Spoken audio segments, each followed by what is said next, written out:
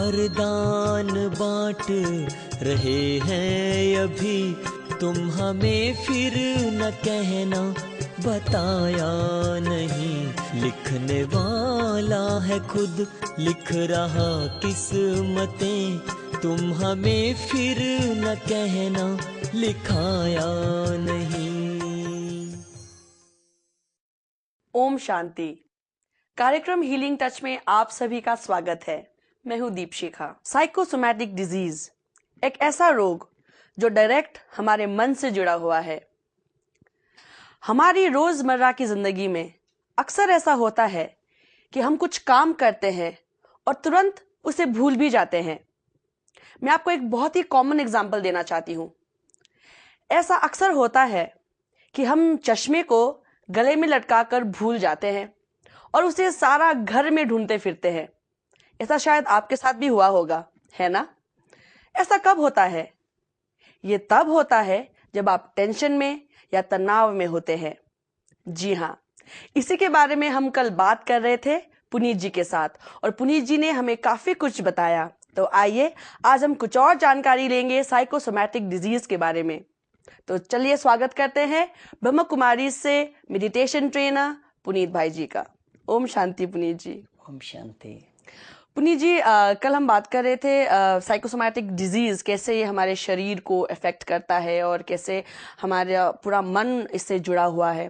तो देखिए, संसार में कई कई तरह के रोग हैं। माने there are thousands and thousands of diseases.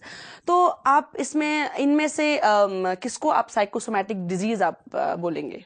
अगर हम सभी साइकोसोमैटिक डिजीज़ के बारे में सोचेंगे तो मुझे लगता है कि हर रोज़ एक नई तरह की साइकोसोमैटिक डिजीज़ हमारे सामने आती है। और शायद बहुत सारे पेशेंट्स तो इस भारत में नहीं, पूरे विश्व में ऐसे होंगे जो दूसरे व्यक्ति को अपनी प्रॉब्लम बताने से भी उनको डर लगता है। उनको ऐसा महसूस होता है कि अगर मैं अपनी डिजीज़, अपनी बीमारी बताऊंगा तो लोग मुझे सोचेंगे कि ये तो पागल है। इसलिए बहुत सारे लोग अपने मन में छुपी हुई बीमारियों को, अपने मन में उत्पन्न होने वाले संकल्पों को, विचारों को दबा करके रखते हैं जी। और सोचते हैं कि जब तक मैं इनको ओवरकम कर सकता हूँ, जब तक मैं इनको कंट्रोल कर सकता हूँ, तब तक मैं उनको कंट्रोल करने की कोशिश करता हूँ। जी। लेकिन जब वो मुझे लगता है कि अब मेरे हाथ में कुछ नहीं है, और तब मैं जाकर के किसी न किसी नियरेस्ट व्यक्ति को ढूंढता हूँ और उसके साथ अपने मन की बातें शेयर करता हूँ। जी। और अगर हम साइकोसोमैटिक डिजीज़ की लिस्ट बनाएं तो एक बहुत ही कॉमन, जो जिसमें से सबसे ज़्यादा कॉमन जो डिजीज़ है वो तो है एंग्जाइटी। और ये एंग्जाइटी वर्ड इतना कॉमन है कि हर कोई जानता है कि चिंता क्या होती है। और ये भी सच है कि चिंता एक चिता है जो हमारी एनर्जी को जलाती रहती है, जी। ख़त्म करती रहती है। शायद कोई भी बात हमारे सामने आती है वो इतनी बड़ी नहीं होती है, लेकिन उसके बारे में हम अपने मन में पहले से ही उसके बारे में नेगेटिव सोच करके अपनी एनर्जी पहले ही खर्च कर चुके होते हैं। और जब वो प्रॉब्लम हमारे सामने आती है तो हमारे सामने उसको फेस करने की हमारे पास शक्ति नहीं होती है। जी। इसलिए ये जो हमारा हीलिंग टच प्रोग्राम उन सभी दर्शकों के लिए है, उन सभी लोगों के लिए है जो इस तरह के थॉट्स से पीड़ित हैं, जो बस पूरी लाइफ प्लान ही करते जा रहे हैं, प्रॉब्लम्स आने से पहले ही उसके बारे में अपने मन में नेगेटिव थॉट्स क्रिएट करते रहते हैं कि पता नहीं ये प्रॉब्लम कैसे मैं फेस करूंगा। जी, ऐसा भी होता है कि कई बार फ्यूचर के बारे में सोच सोच के हम अपना तबीयत खराब भी कर देते हैं। जी हाँ, बहुत सारे साइकोलॉजिस्ट का आज ये मानना है कि आज का मनुष्य 30% अपने पास्ट के बारे में सोचता है और लगभग 60% अपने फ्यूचर के बारे में सोचता रहता है। आज के बारे में सोचने के लिए तो सिर्फ उसके पास सिर्फ 10% ही मन की एनर्जी उसके पास होती है। जी। तो सोचिए, आज तो हम सारी की सारी एनर्जी वेस्ट गंवा रहे हैं, या अपने अतीत के बारे में सोच करके या अपने भविष्य के बारे में प्लानिंग करते हुए। जी। और आज तो दुनिया भर के डॉक्टर इस बात को जानते हैं कि जब आज का व्यक्ति कोई गलती करता है, छोटी सी गलती भी करता है, तो बहुत सारे लोगों की ये हैबिट होती है कि वो बहुत अधिक अपनी गलती के बारे में सोचते रहते हैं। पश्चाताप करना जीवन में तो एक अच्छी बात है कि मुझसे भूल हुई, मैंने उसको रियलाइज किया और उसको एक्सेप्ट करके अपने आप को चेंज किया। वो संकल्प लेकर के अपने आप को बदलना तो जीवन के लिए एक बहुत सुंदर कदम है। लेकिन हम लोग उससे उल्टा करते हैं कि अपने आप को बदलने का प्रयास नहीं करते, लेकिन उसकी जगह जो गलती हमने की है उसको बार बार बार बार सोच करके उस पश्चाताप को इतनी अधिक सीमा तक पहुंचा देते हैं कि जीवन पर्यंत उसके बारे में सोच सोच करके अपने शरीर में असाध्य रोगों को जन्म देते हैं। और आज तो WHO के बहुत सारे डॉक्टर्स इस बात को जानते हैं और मानते हैं कि हमारे शरीर के अंदर जितने भी रोग उत्पन्न होते हैं उसमें न्यूरोपेप्टाइड्स का बहुत अधिक रोल है। जब आप नेगेटिव सोचते हैं, बहुत अधिक पश्चाताप सोचते हैं कि हाय मैंने बहुत बड़ी गलती कर दी, मेरे मुख से बहुत कड़वा ऐसा शब्द निकल गया जिससे मेरे संबंध बिगड़ गए हैं, तो मुझे प्रयास करना चाहिए उन संबंधों को सुधारने का कदम क्या हो सकता है। लेकिन मैं क्या करता हूँ, मैंने जो गलती की थी उसके बारे में बार बार सोच करके अपने मन के अंदर एक बोझ को क्रिएट करता जा रहा हूँ। हम सिर्फ सोचते हैं, करते कुछ नहीं है। पुनीत जी, ये जो पास्ट, प्रेजेंट और फ्यूचर की जो समस्या है, ये एक बहुत ही कॉमन समस्या है और इससे बाहर आने के लिए हमें क्या करना चाहिए पुनीत जी? जहाँ तक ये हमारी चिंताओं का ये रुख है आजकल की तारीख में, उसका सबसे बड़ा कारण ये है कि आज ऐसा एक वातावरण हम लोगों ने क्रिएट कर दिया है कि जिसमें कोई भी अपने आप को सेफ नहीं समझता है। अगर कोई आज वर्कर है तो उसको बॉस का डर है कि मेरा बॉस पता नहीं कब मुझसे नाराज हो जाएगा। अगर एक स्टूडेंट है तो उसके मन में हमेशा एक डर है कि पता नहीं टीचर कब मेरे ऊपर अटैक कर देगा। या आज बच्चों को पेरेंट्स का डर है, अपने कैरियर का डर है। कहीं भी हम देखेंगे तो एक जो सूक्ष्म में हमारे मन में, सबकॉन्शियस माइंड में जो एक हम क्या कहें, एबनॉर्मेलिटी, अनइजीनेस, ये शब्द हम कहेंगे तो ज्यादा अच्छा रहेगा, कि हर व्यक्ति अपने आप को अनइजी महसूस कर रहा है। अगर हम डर और चिंता की बात करेंगे तो हमें ये महसूस होगा कि डर और चिंता एक ही नदी की दो लहरों के समान है, अर्थात डर से ही चिंता उत्पन्न होती है। और अगर आप देखेंगे कि एक मदर घर में रह रही है तो उसको भी बच्चों की चिंता है कि वो पढ़ाई में कितने मार्क्स सिक्योर करके लाते हैं जी। और अगर हम देखें कि बच्चों को तो चिंता है ही है। आज की तारीख में मुझे लगता है अगर चिंता से कोई फ्री है तो इंसानों में तो कोई व्यक्ति, मनुष्यों में हमें तो ऐसा नहीं मिलेगा कि जिसे कोई भी चिंता ना हो। और मैं तो कभी कभी सोचता हूँ कि हमने इस जीवन में, हमें भगवान ने सब कुछ दिया है सुख लेने के लिए, सुंदर सा शरीर दिया है, घर दिया है, संबंधी दिए हैं, फिर भी हम चिंता करते हैं कि जिसने हमें ये सब कुछ दिया है जी, क्या वो आने वाले समय में हमसे ये सब कुछ छीन लेगा? बिल्कुल नहीं। एक बाप, क्योंकि परमात्मा हम सबका पिता है, वो हमसे कभी भी हमारी खुशी को नहीं छीन सकता, लेकिन हम खुद ही अपनी खुशी को खुद ही चिंता की चिता में जला देते हैं। इसलिए जितने भी हमारे दर्शक हैं वो इस बात को जान करके उन्हें विश्वास होगा कि अगर हमारी खुशी को आज कोई छीन रहा है तो वो कोई दूसरा व्यक्ति नहीं है, हमारे ही मन की चिंताएं हैं। इसलिए भविष्य का डर, कल क्या होगा, इसको त्याग दीजिए, जो होगा बहुत अच्छा होगा। यही गीता का सार है। तो पुनीत जी, कैसे हम थ्रू मेडिटेशन इन चिंताओं से मुक्त हो सकते हैं? मुझे ऐसा लगता है कि अगर आप चिंताओं से मुक्त होना चाहते हैं तो सबसे पहले इस बात को स्वीकार करना पड़ेगा कि I am unique in this world. इस सारे संसार में मेरे जैसा और कोई दूसरा व्यक्ति नहीं है। मिडिल क्लास फैमिली के लोग या इस संसार में वो सभी व्यक्ति जो अपने बच्चों के कारण या अपनी फैमिली की इच्छाओं के कारण चिंता में हैं, उन्हें अपनी प्रॉब्लम को डायरेक्टली अपनी फैमिली के साथ शेयर करना चाहिए कि मैं आपकी कौन सी डिमांड पूरी कर सकता हूँ और कौन सी डिमांड पूरी नहीं कर सकता। जिन लोगों के पास भौतिक साधन सुविधाएं, बड़ी बड़ी इमारतें, उद्योगपतियों के पास पूरी संपन्नता है, तो वो लोग भी अपने जीवन में एक साधारण मनुष्य से भी अधिक चिंताओं में जल रहे हैं। जी। और उस चिंता की अग्नि में उनका जीवन इस तरह से नष्ट हो जाता है कई बार कि वो उनको एहसास होता है कभी कभी कि अगर इतना बड़ा कारोबार नहीं होता, इतना बड़ा बिजनेस नहीं होता, तब शायद मैं ज्यादा सुखी होता। और तब हमें याद आते हैं वो पल जिसे हम कहते हैं बचपन, कि अगर आप चिंताओं से मुक्त होना चाहते हैं तो बच्चा बन जाएं फिर से। एक तो बच्चों को कोई चिंता नहीं होती है, और दूसरी तरफ अगर आप देखें तो एक गाय या उसका बछड़ा जिसको आपने एक जगह पर बांध रखा है, उसे भी कोई चिंता नहीं होती है। आप सोच सकते हैं कि मनुष्य तो कितना बुद्धिजीवी प्राणी है, उसके पास सब कुछ है।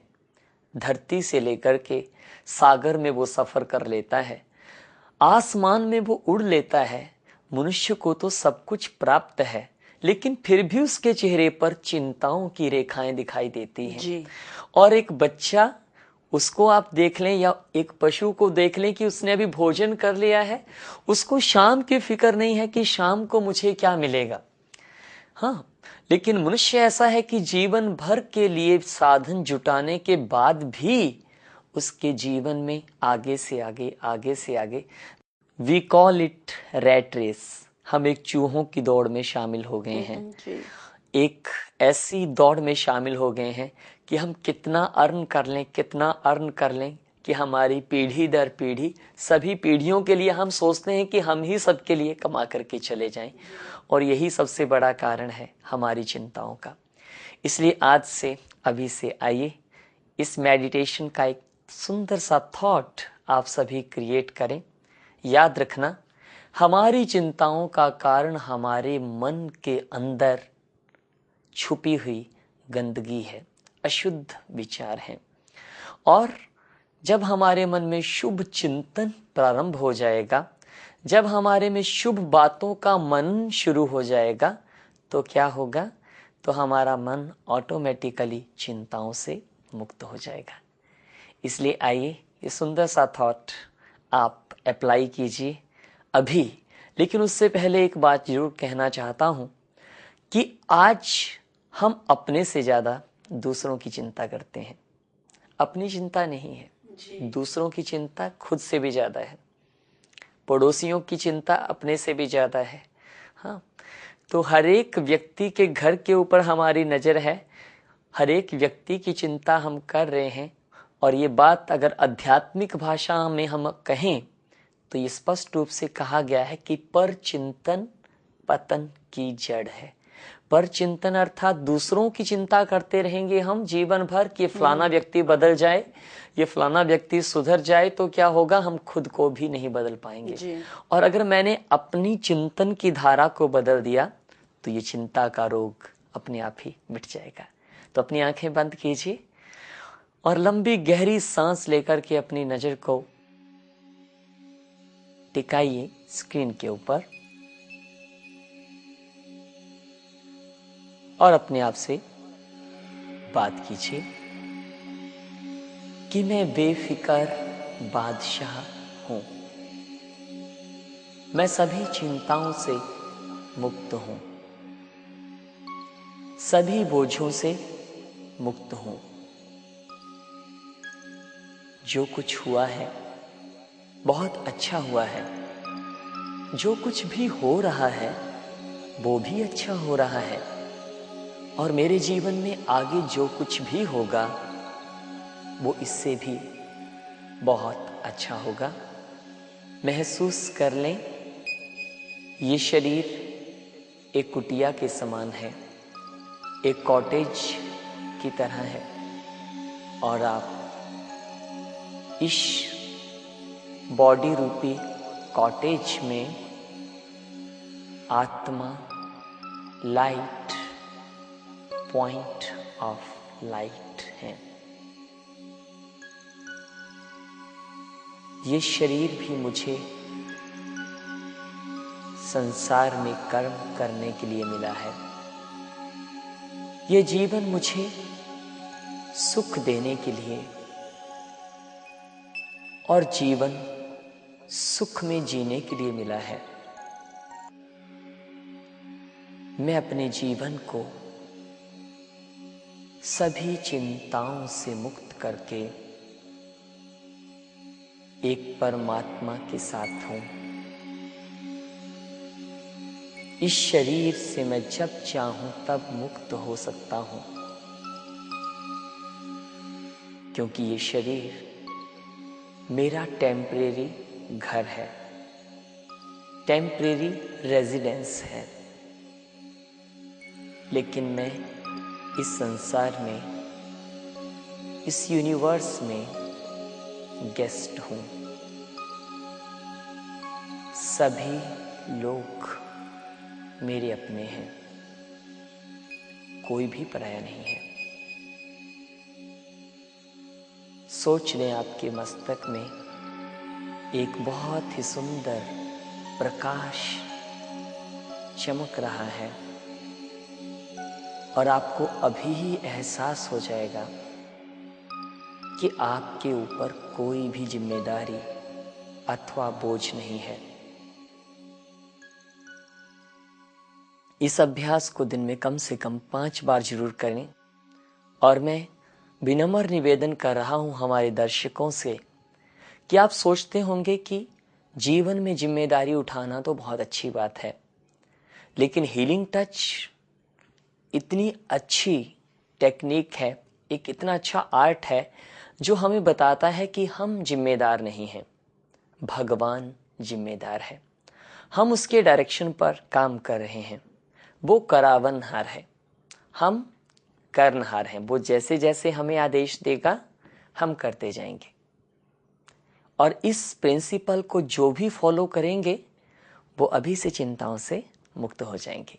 पुनीत जी, एक बात तो मुझे समझ में आ गई है कि यदि हम अपने आप को समझा ले कि मैं यूनिक हूँ, मैं परमात्मा की सृजना हूँ और मुझ जैसा और कोई नहीं है, तो मुझे लगता है कि जो चिंताएं हैं वो शायद अपने आप दूर हो जाएंगी। और अगर हम ये बात समझ ले कि जो हुआ है वो अच्छा हुआ है, जो हो रहा है वो भी अच्छा हो रहा है, और जो होगा वो भी भगवान अच्छा ही करेंगे, तो शायद जो टेंशन है, जो एंजाइटी है, वो स्ट्रेस है, वो शायद हमारे जीवन से दूर दूर भाग जाएंगे।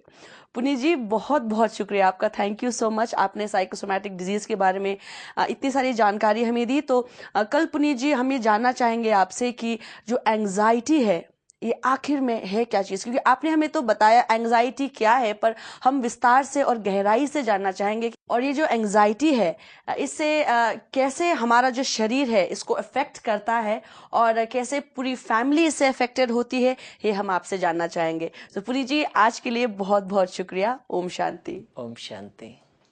तो दोस्तों, आज पुनीत जी ने हमें काफ़ी सारी नई इन्फॉर्मेशन दी साइकोसोमैटिक डिजीज के बारे में। तो कल हम बहुत ही इम्पोर्टेंट टॉपिक पर चर्चा करेंगे, वो है एंजाइटी, क्योंकि आज एंजाइटी के कारण हर कोई पीड़ित है। तो आप कल हमारे साथ जुड़ना बिल्कुल मत भूलिएगा, इसी चैनल पर, इसी समय पर, कार्यक्रम हीलिंग टच में। यदि आपका कोई सुझाव है, यदि आप हमारे साथ जुड़ना चाहते हैं, आप पुनीत जी के साथ कुछ शेयर करना चाहते हैं, तो आप हमें ईमेल ज़रूर कीजिएगा। हमारा ईमेल आईडी है healingtouch@spiritualhealingtouch.com। कल तक के लिए मुझे यानी दीपशिखा को दीजिए विदा। कल फिर मिलेंगे इसी समय पर। Till then keep in touch with healing touch. ओम शांति।